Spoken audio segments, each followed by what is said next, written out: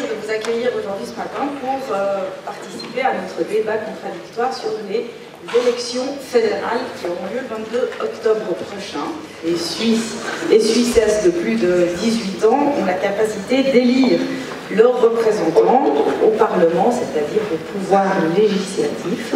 En Suisse, nous avons un Parlement bicaméral, ça veut dire donc formé de 2 chambres, le Conseil national d'un côté, et qui est composé de 200 sièges, et le Conseil des États, qui est composé de 46 sièges. Et donc c'est bien ces 246 parlementaires que l'on devra élire le 22 octobre prochain. En ce qui concerne Genève, on aura donc l'occasion d'envoyer 12 représentants. Chaque député fait partie d'un parti politique. Donc, bien sûr, il représente les idées de son parti politique, mais il représente également les citoyens, des groupes d'intérêt ou encore les cantons. Donc, 12 conseillers nationaux qui seront donc élus au système de la proportionnelle et 2 conseillers donc pour Genève élus au système de la majoritaire. Merci beaucoup.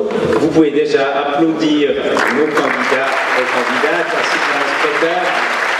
Je vais leur laisser 1 ou 2 minutes à chacun et à chacune pour compléter leur présentation et surtout nous expliquer pourquoi ils ont choisi de se lancer en politique et en particulier dans la formation qu'ils ont choisie. Je vais peut-être laisser la parole à Nina en premier.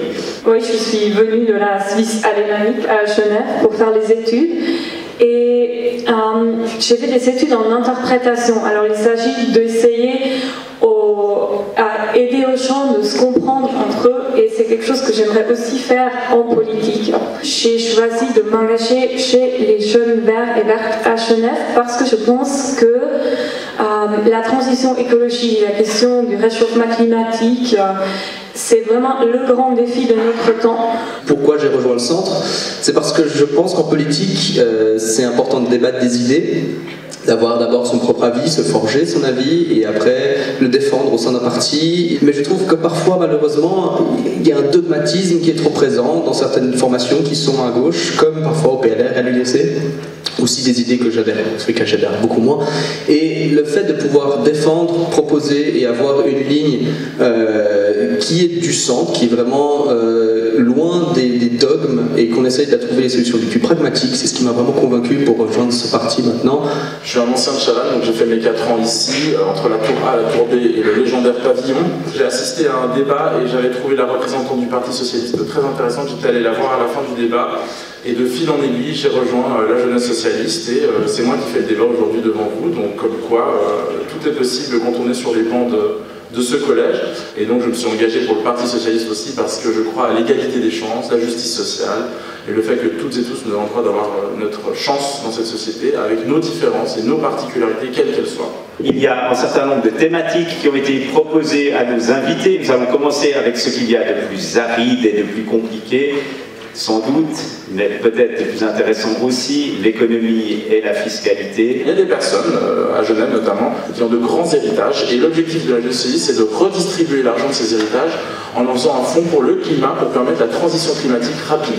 Ça signifie que les héritages de plus de 50 millions de francs, hein, c'est beaucoup d'argent, seraient saisis donc au-delà de ces 50 millions pour financer un fonds climat pour pouvoir faire la transition climatique rapidement, parce qu'on a besoin de beaucoup de milliards pour pouvoir changer nos sources d'énergie. L'impôt sur la fortune, en Suisse, il existe, à Genève, c'est 1%.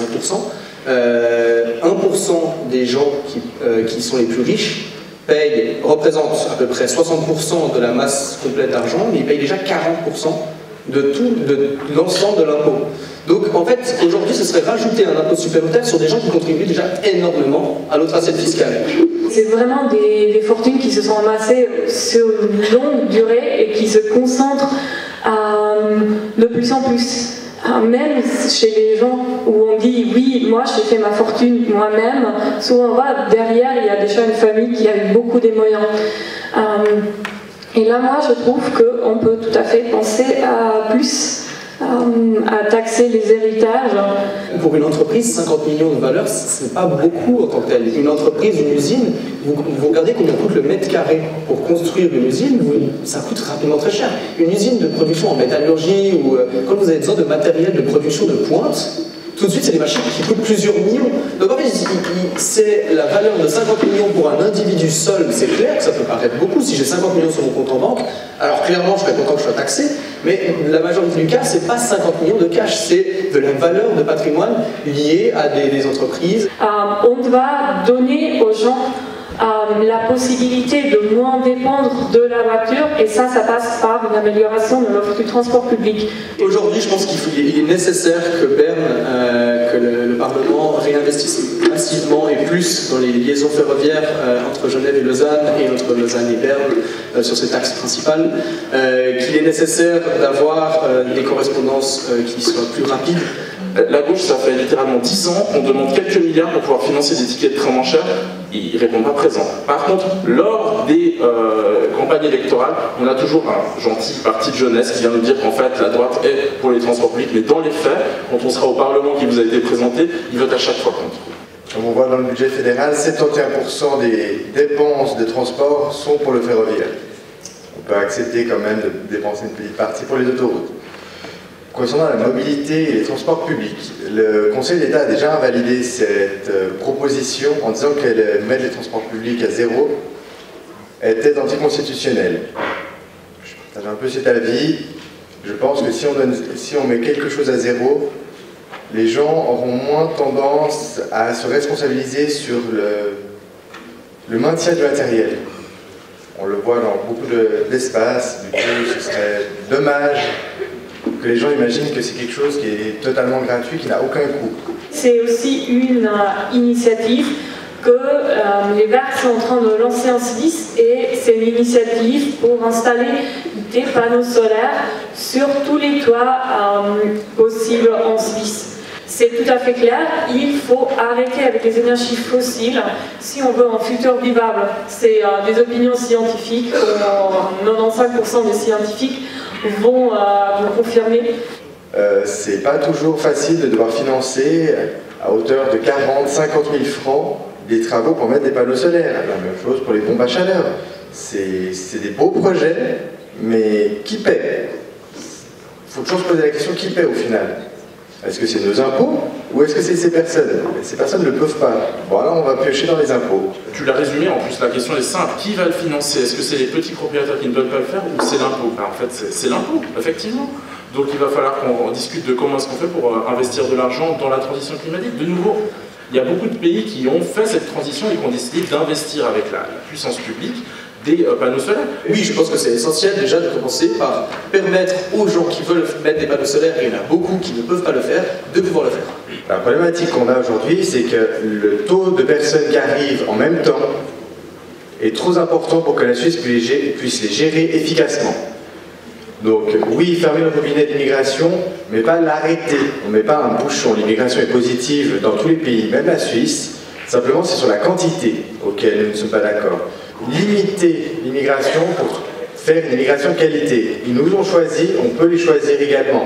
Quand tu vis dans ton pays et que tu es soit sous les bombes, soit en train de mourir de faim, soit en train d'avoir des difficultés, oui, je t'annonce, tu prends mère, enfant, tu prends tout, tu prends tes affaires et tu pars pour avoir une vie meilleure. Et l'Europe n'accueille qu'une fraction des réfugiés de ce monde. En l'occurrence, les gens qui accueillent le plus de réfugiés, c'est les pays limitrophes aux pays qui sont là. Je veux dire, on n'entend jamais le Liban ou la Turquie se plaindre des millions de réfugiés qu'ils ont à cause de la crise syrienne, de la crise afghane qui viennent par leur chemin, etc. Tout le monde à Genève a des origines étrangères. 47% de ce canton n'a pas de passeport suisse. Ça se passe extrêmement bien. On assure une formation pour tout le monde, on essaie de donner de l'argent et de redistribuer la richesse. La Suisse est riche, elle a une responsabilité envers le monde. Normalement, selon les accords avec l'Europe, ils doivent s'identifier et demander l'asile dans le premier pays en Europe dans lequel ils arrivent. Peut-être que je me trompe, mais je ne vois pas la mer arriver jusqu'en Suisse. Du coup, ils arrivent en Suisse de manière illégale, tout de même. Nous, on profite énormément d'une exploitation. Notre richesse, c'est basé sur une exploitation du pays du Sud global. La crise climatique, ça va d'abord toucher ces gens-là. Ça va causer des millions et des millions de réfugiés de plus. Et c'est notre responsabilité à nous. C'est nous qui polluons, c'est nous qui produisons le CO2. Et après, au lieu d'être solidaires, on ferme la porte à ces gens, on les laisse se noyer en Méditerranée, on les laisse créer rêver de faim et de chaleur en Afrique. Je pense que la Suisse, elle s'est construite et franchement, quand je viens dans les zones-là comme ça, je me dis waouh, la Suisse elle est belle parce qu'elle s'est construite vraiment avec une diversité et des gens qui ont bossé. Je pense que le centre a toujours eu cette ligne de dire il faut tendre la main aux gens qui en ont besoin, il faut les accueillir dans la meilleure dignité possible, dans la mesure de nos moyens. La première, ça sera pour Guillaume. Alors, tu as parlé sur les impôts, sur les 50 millions, et qu'il faut les imposer. Mais en fait, c'est un peu le principe du vol. Tu n'en as pas, tu vas aller chercher dans ceux qui en ont. Il faut imposer les riches, oui, il faut les imposer. Mais la Suisse, elle le fait déjà très bien, c'est pour ça qu'on a un bon pays. Et tu as dit que tu payes plus sur ton salaire qu'eux. Mais c'est le principe du monde, en fait. C'est juste qu'eux, ils sont plus importants pour la Suisse. Dans le sens où si les 2000, ils partent, la Suisse, ça va beaucoup plus leur manquer que si toi tu pars. Déjà, il y a beaucoup d'études qui ont été faites qui prouvent que en fait, les personnes qui contribuent à la société, particulièrement en donnant beaucoup d'argent, elles ne le font pas du plein cœur, parce qu'on leur demande de l'argent, et bien en fait, elles ne partiraient pas de la Suisse si elles payaient plus d'impôts, parce que c'est pas la raison pour laquelle elles sont en Suisse. Elles sont en Suisse pour la qualité, elles sont en Suisse pour l'éducation, elles sont en Suisse pour plein de choses. Il y a beaucoup de fois où en fait, la droite nous a dit si on vote quelque chose, ces personnes-là vont quitter la Suisse. En fait, dans les faits, elles ne partent pas. La Suisse attire même encore aujourd'hui des riches. Un patron qui gagne beaucoup d'argent grâce à son restaurant étoilé, en fait, c'est pas lui qui crée uniquement la richesse de son entreprise, ses cuisiniers, ses serveurs créent aussi la richesse et ils ont aussi le droit à une part du gâteau. Guillaume dit que si on augmente les impôts, les riches ne partiront pas. Je prendrais vite l'exemple de la Norvège qui a augmenté fortement l'impôt sur la fortune et on a récupéré je crois que c'est 8 personnes dont le patrimoine est de plusieurs centaines de millions, voire de milliards qui sont venus s'installer en Suisse là-dessus. Et aussi, la gauche disait oui, avec la réforme des entreprises, ça va être une catastrophe, on va perdre beaucoup d'argent, ça va faire baisser les impôts et compagnie. On a réussi à unifier ça et aujourd'hui, les finances publiques ne se sont jamais aussi bien portées. Qu'est-ce qu'on fait des personnes qu'on refuse en Suisse, puisque visiblement il y a des bons et des mauvais migrants, et vous dites qu'on se rapproche le plus de l'humain.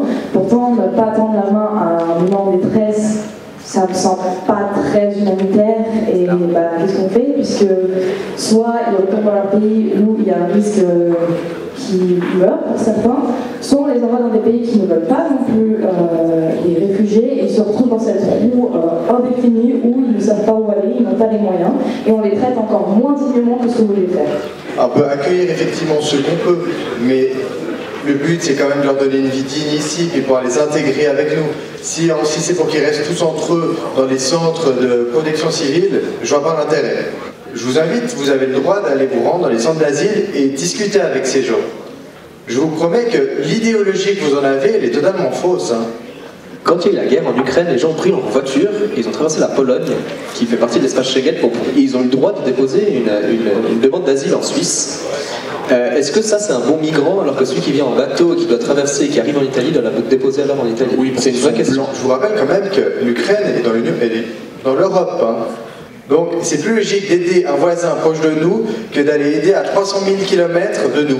On parle d'accueillir les étrangers, mais j'aimerais m'assurer qu'on ne tombe pas dans le discours populiste. Donc Guilhem, j'aimerais savoir si pour accueillir les étrangers il faut des logements sociaux. Seriez-vous prêt à passer de 20% à 30% d'impôts? Effectivement, il faut une politique d'accueil de l'immigration qui soit plus ambitieuse. Ça implique des constructions, ça implique de construire un peu partout sur le territoire genevois des centres d'accueil. En tant que travailleur social, je peux vous dire que ça implique d'essayer de faire des centres où il y a moins de personnes, parce que quand il y a moins de personnes, on peut faire un accompagnement. Et oui, ça coûte de l'argent parce qu'il faut des travailleurs sociaux, des éducateurs, des enseignants en plus, etc. Donc oui, ça coûte de l'argent, mais de nouveau, il y a moult propositions pour essayer de sortir de l'argent, et ce n'est pas que sauvagement aller taxer les riches. Donc j'avais une question pour BDC qui disait qu'il n'y avait pas de bons ou de mauvais migrants, enfin de bons ou de moins bons.